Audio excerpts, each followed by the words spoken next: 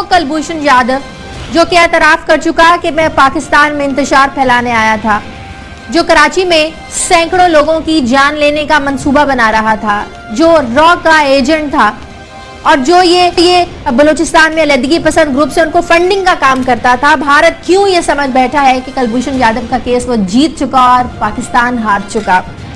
बात यह है कि आलमी अदालत इंसाफ ने अभी फैसला जारी नहीं किया, अभी अबूरी हुक्मनामा जारी किया है कि जब तक भारत की दरखास्त पर फैसला नहीं हो जाता तब तक फांसी की सजा पर अमल दरामद ना किया जाए। तो इस फैसले में कहा लिखा है कि भारत जो है वो ये केस जीत चुका है, भारत इसे अपनी जीत तस्वुर कर रहा है।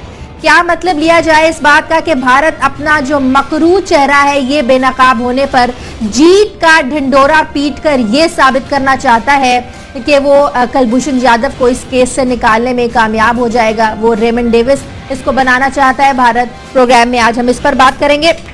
प्रोग्राम मेरे साथ जफर हिलाली हैं कराची से, खावर घुम्मन है और शाहिद लतीफ है। मैं तमाम मेहमानों को बहुत शुक्रिया। शाहिद लतीफ साहब, इस पहलू पर तो हम बाद में बात करेंगे कि पाकिस्तान को आलमी अदालत इंसाफ में जाना चाहिए था, नहीं जाना चाहिए था। पाकिस्तान की जो तैयारी थी वकला की वो इस केस में कमजोर थी, ठीक तरह से हमने होमवर्क नहीं किया था।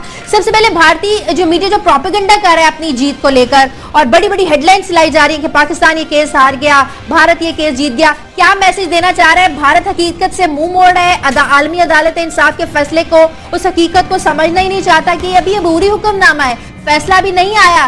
फैसला तब तक नहीं आएगा, फैसला तब आएगा जब भारत का जो दरखास्त दी गई आलमी अदालत इंसाफ में तब तक फैसला आएगा। जब तक जो पाकिस्तान है तब तक सजा पर अमल दरामद नहीं कर सकता, जब तक उसकी जो दरखास्त है भारत की उस पर फैसला नहीं आ जाता। भारत का मकसद क्या था? भारत का मकसद ये था कि किसी तरीके से ये जो फांसी की सजा है इसको रोका जाए। उसका रास्ता जो उन्होंने इख्तियार किया, उन्होंने फांसी की सजा को क्वेश्चन नहीं किया। उन्हें भी मालूम था कि ये पाकिस्तान का एक बहुत ही हसास मामला है, लिहाजा उन्होंने फांसी की सजा का जिक्र नहीं किया। उन्होंने काउंसलर एक्सेस मांग ली। अब उसको उन्होंने नथी किया वियना कन्वेंशन के तहत, और उन्हें मालूम था कि वियना कन्वेंशन में ये जो है इसका जवाब जो है वो मिल जाएगा कि खासकर इसका जवाब जासूसी के लिहाज से उनको मिलता है, जिसके तहत उन्होंने कहा कि बादियुन नज़र में जासूसी का मामला जो है वो वियना कन्वेंशन में कवर्ड है। और उसके तहत दो चीज़ें उन्होंने कही, एक उन्होंने काउंसलर एक्सेस की बात की और दूसरा उन्होंने कहा कि ये जो हमारा दायरा समात है उसके अंदर ये किस्सा आ जाता है। हम क्या चाहते थे? हम ये चाहते थे कि हमने जो उसको सजा दी है फांसी की, ये तो हमारा इख्तियार है और लिहाजा इसमें कोई रखना अंदाजी न कर सके। लिहाजा हमारा जो लॉ ऑफ द लैंड है उसके मुताबिक हम अब जब चाहें इसको फांसी दे दें।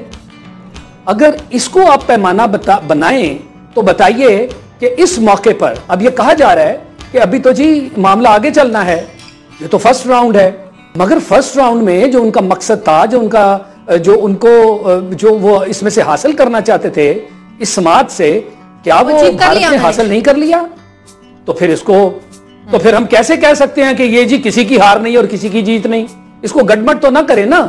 जो पाकिस्तान चाहता था वो इस राउंड से नहीं पा सका, जो भारत चाहता था उसने एक स्ट्रेटजी के तौर पे ये काउंसलर एक्सेस को इस्तेमाल किया और यूं फांसी रुकवाने में कामयाब हो गया। खबर ये तो एक हकीकत है कि आलमी सतह पर जो पाकिस्तानी मामलात हैं इनको ज्यादा भाव नहीं दिया जाता। इसकी मिसाल यूएन में डोजियर भी पाकिस्तान की जानिब से पेश करना, भारतीय मुदाखलत का, भारतीय दहशतगर्दी का, उस पर कभी कोई बात नहीं हुई। कश्मीर का मसला आलमी सतह पर उठाया गया, उस पर कभी भी नोटिस दुनिया ने नहीं लिया।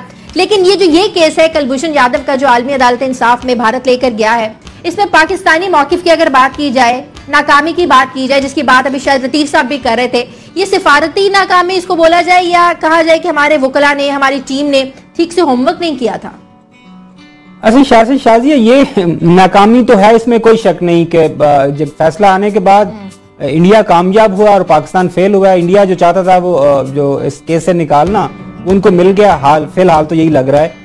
दूसरी आपने बात की कि हमने वो कुलभूषण का जो डोजियर दिया था, डोजियर हमने रद्दी की टोकरी में डाला था यूएन सेक्रेटरी जनरल को दिया था और उनके ऑफिस का एक ब्यूरोक्रेटिक ऑफिस है, उसका कोई मकसद नहीं था।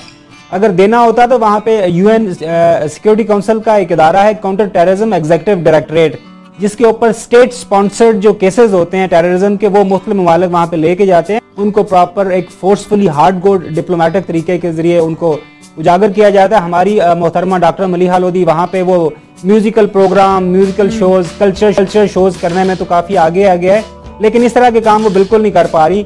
जाहिर बात है हुकूमत की तरफ से जब तक उनको डायरेक्शन नहीं जाएंगी तो वो कैसे करेंगी।